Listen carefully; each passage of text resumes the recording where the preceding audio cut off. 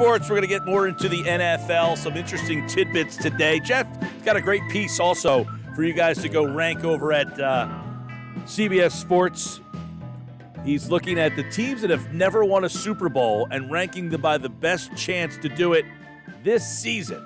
We'll see who's on the top of that list. Plus, I want to get his thoughts on some of the Eagles news that kind of filtered around today. Jeff Kerr, CBS Sports, 97.3 ESPN.com. He'll be covering the Eagles this season. And, Jeff, we're 20 days away from training camp, so I guess we got to start with Darius Slay is trying his darndest to get Steven Nelson on the opposite side of him. Do we think Nelson might be in Eagles green sooner than later? Nelson seems to think it's easier said than done at this point. He seems to want to play in Philadelphia. I guess it's more of a contract thing right now. Numbers aren't matching up, or maybe he wants a little more, and maybe he's trying to see how much the Eagles will go, and they'll meet a happy medium there. But Mike, does it really matter if he signs, on July 7th or July 14th or July 27th?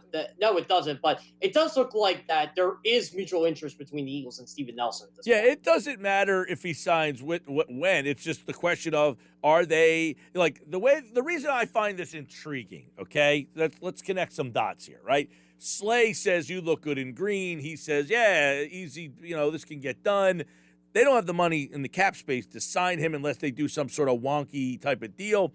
You have the whole Ertz situation kind of looming. You wonder, have they been in contact with him? Have they said, hey, just let us figure this Ertz situation out and then we'll bring you in? Why is he not signed yet? I guess is the bigger question. Is he just waiting for this situation? I think that's what it is. The guy has pretty much had 12 to 15 teams interested in his services. And if he's already talking about going to the Eagles with Darius Slay, that means he's narrowed a lot of these choices down. And look, if you're Steven Nelson, it's hard-pressed to give up, say, a team that gives you $8-9 million guaranteed because you're the top cornerback left on the free agent market. You don't have to give up anything for him. But look, we got to find out what's going to happen with Stephon Gilmore. Is he going to lead the Patriots? There are other cornerbacks that are probably available, but Steven Nelson is there for the taking. And I think right now the Eagles are probably giving him an incentive-laden deal, okay, here's maybe a $2-3 million base salary, and we'll up it as we go. But you're right, Mike. They got to figure out what the heck is going to go on with Zach Ertz. And maybe they're trying to figure out if there's a way they can keep Zach Ertz and sign Steven Nelson. But it'd be a lot easier to sign Steven Nelson than Zach Ertz. Now, let's go to the Zach Ertz because Dave Spadaro said on a radio appearance that, hey, he envisions that Ertz would be there. Now, what happens once he gets here, out of his control. But in other words, he's not going to hold out. He's not going to take the fines. And my question for you, Jeff, is if it gets to the point that he makes it to training camp and he reports, do the Eagles just say, let's roll with it? I would do that, honestly. And Zach Ertz is going to show up. He's one of those guys. I just don't see him holding out. And, the future of his NFL career is at stake right now. He did not have a good year last year. He needs to be in training camp, and he needs to learn this offense. And I think a guy like Nick Sirianni, a motivated guy like him, and Shane Steichen, the offensive coordinator, will say to him, hey, look, we need you. We need you bad. We need you to be part of this offense. We need you to help this quarterback out. We need you to help Devonta Smith out. Be a veteran leader. Be a mentor to these guys. There's going to be competition for your job, obviously, with Dallas Goedert. And look, Zach Ertz knows this is his last year in Philadelphia anyway. Why don't you just make the best of it and try to have a really good year and then leave on good terms in free agency? This can all be rectified really quick. That'll be interesting. Let's go over to your piece over at CBS Sports. 12 teams have never hoisted the Vince Lombardi Trophy. You rank them in order from worst to best odds in your mind of winning this. A couple teams at the top are pretty interesting. On this list, I would say that there are 3 legitimate Super Bowl contenders on this list. I could definitely see 3. 3's what I got.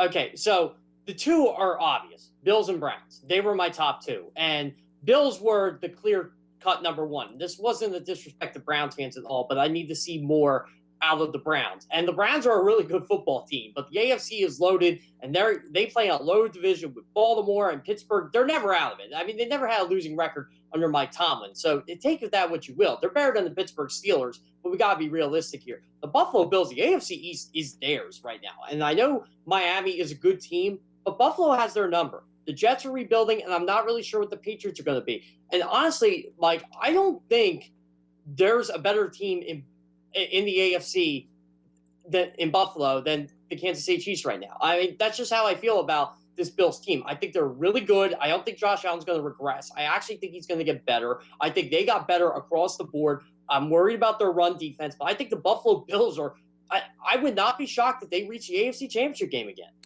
I like the Buffalo pick, and in Cleveland too. Last year I was not a believer so much in Cleveland. It's like, show me. They finally did that last year. Now you got me on board. Now I can say, okay, Cleveland, I will buy into you. The other team for me though is Tennessee. I like Tennessee right up there with those guys.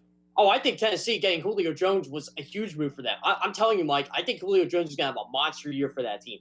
I know they're going to miss Arthur Smith, but he was due to get a head coaching job at some point. But Ryan Tannehill, if you look at the numbers over the last 2 years, he's a top 5 quarterback. I don't care what anybody says. If you look at the numbers, he's a top 5 quarterback since he's became the star of the Tennessee Titans. You're the best running back in football in Derrick Henry. You have a great offensive line that knows how to protect the quarterback and protect the running back.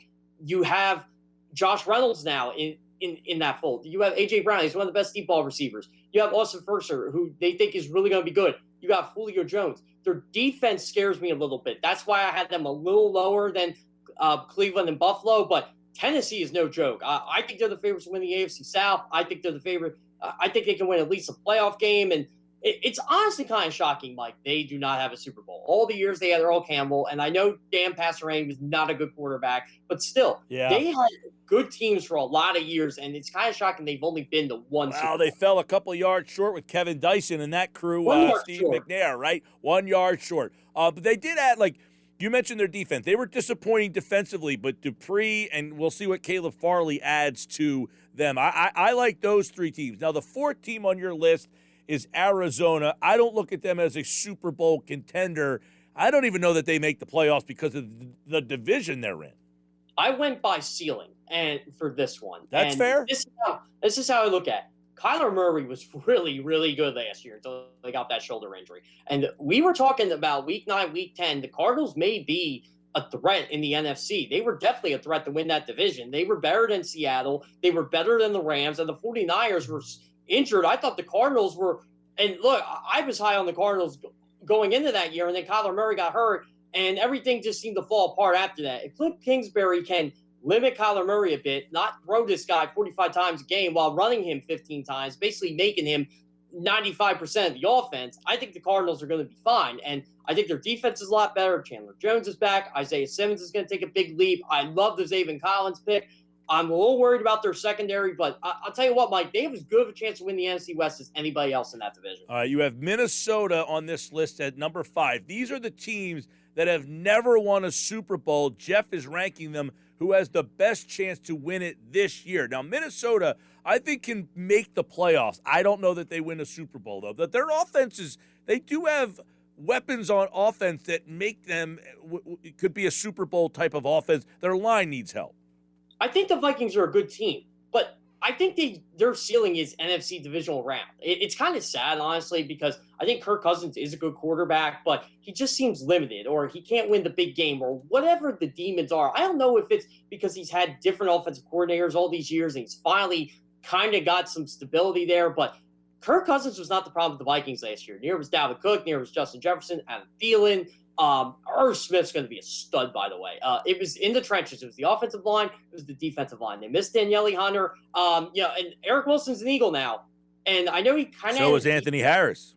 Yeah, and look, I mean, they kind of had decent years with the Vikings last year, but overall, their defense was not good. And I think because they missed a guy like Jonathan Gannon who developed those guys, and they added Patrick Peterson in there. They tried to fix up the secondary a little bit. I think the Vikings defense. Look, they were a top 10 defense pretty much the last 5-6 years under Mike Zimmer before last year. Last year was an anomaly. I think the Vikings are going to be back because we don't know how good the Bears are going to be when they're going to play Justin Fields. We know the Lions aren't going to be good, and we really don't know the Aaron Rodgers situation. This team could win the NFC North, but I think that's their ceiling. All right, a couple more. Number 6. Now, I like this team. The Chargers. I mean, I think the Chargers could be a team that makes the playoffs. Last year, obviously, they had all these close games, and then Justin Herbert really had a breakout. Didn't have a lot of help, but I think this year, if they're healthy, they've never been healthy. They're never healthy, this team. But if they can stay healthy, I think the Chargers are a scary team. It's amazing what happens, or with a franchise when you get that franchise quarterback. And the Chargers have one, Justin Herbert. So they're going to be in this conversation for a lot of years. As long as I'm doing these rankings at CBS Sports, they're probably going to be in the top half because they have Justin Herbert. Keenan Allen's a stud. Mike Williams is a really good deep ball receiver. I think you're going to miss Hunter Henry a bit, but I wouldn't have paid him what he got paid. Jared Cook's going to be fine. Austin Eckler's a really good running back. They seem to run the ball. They're pretty efficient. I think they're going to miss Shane Steichen a bit. To me, that was kind of I don't understand why they moved on from him. But again, new head coach, he wants to bring his own guy, I get. But the defense is really going to make strides under Brandon Staley. It would not surprise me to see Chargers make playoffs this year. All right, now this group of teams, Jacksonville. It drops after the Chargers. Cincinnati, Atlanta, Carolina, Detroit, and Houston. Of that bunch, who has the best shot of making the playoffs? I got my pick. It's funny because I like Atlanta, I like Carolina, but I don't like the division they're in. So they're out. Detroit stinks. Houston stinks. I got to go Jacksonville. They're in the AFC South. I mean, it's Tennessee, Indianapolis. No way. I got to go with it. No way, man. Who do you go? They got Tennessee and Indianapolis in that division. You get to get 3 teams in there now. We got 4 guess. teams. I like Jacksonville's actually going to make it, Mike. I will say that. I don't think they're actually going to make it, but I think they have a shot because they have the uber quarterback in Trevor Lawrence. I like Carolina. I thought last year, like Matt Rule, I thought they fought, and then they just didn't have enough talent last year. And remember, McCaffrey didn't play for them essentially the entire season. And I was leaning toward Carolina. I just don't trust Sam Darnold. I really don't. Yeah, I'm saying of that group, I think boom or bust. Darnold might be like, hey, boom, he's got McCaffrey. I think their defense is solid. I mean, I like Rule as a coach, too. I think he's – I do, too. I think Matt Rule is an incredibly underrated coach. I think that team's going to be better. I just don't think they solved the problem. I think they should have gotten of that group, I don't think any of them make the playoffs. But if I had to pick one, it would be Carolina of that group. Yeah, if you had to put the betting odds on it, I think Carolina would probably have the best betting odds there. And again, when I ranked Carolina, I think I ranked them 10th. They ended up, it was because of Darnold. I just don't trust him. I think he's got a lot of talent. But again, and this may be a little homerism here because I did go to Penn State, but I was at the Rose Bowl, and I'm like, okay, Sam Darnold is ultra talented. There's no doubt about it. But it's easy to complete passes when guys are playing 10, 15 yards off wide receivers. And he had the Deontay Burnett. He had Juju Smith-Schuster. He had a bunch of talent there at wide receiver. He's a really good quarterback, but he hasn't shown in the NFL. He has to show me something first. It's a fun article. Check out the full article over at CBS Sports at Jeff Kerr, CBS. And, of course, the NFL just 20 days away until Eagles camp opens. And, of course, we'll be all over that. And, of course, Jeff will be with us all season long covering the Eagles for 97.3 ESPN.com. And he will be at training camp and Eagles game days. It'll be a good season of Eagles coverage from Jeff. Thanks, man. Yeah, no problem, Mike. By the way, I got my most controversial article of the year coming out next week. It is the top 10 quarterback head coach duos. And I will say this, Jalen Hurts and Nick Sirianni will not be on the list because they are ineligible. Ineligible. All right. Well, that's fair. At least it wasn't because they. First year, like I kept Brady Arians off the list last year for a good reason. Everybody's like, "Oh," I'm like, they never played a game yet. I said, now they're easily top 5. We'll certainly dive into that article when it's published from Jeff Kerr. All right, bud. Take care. Yeah, sounds great. Thanks, Mike.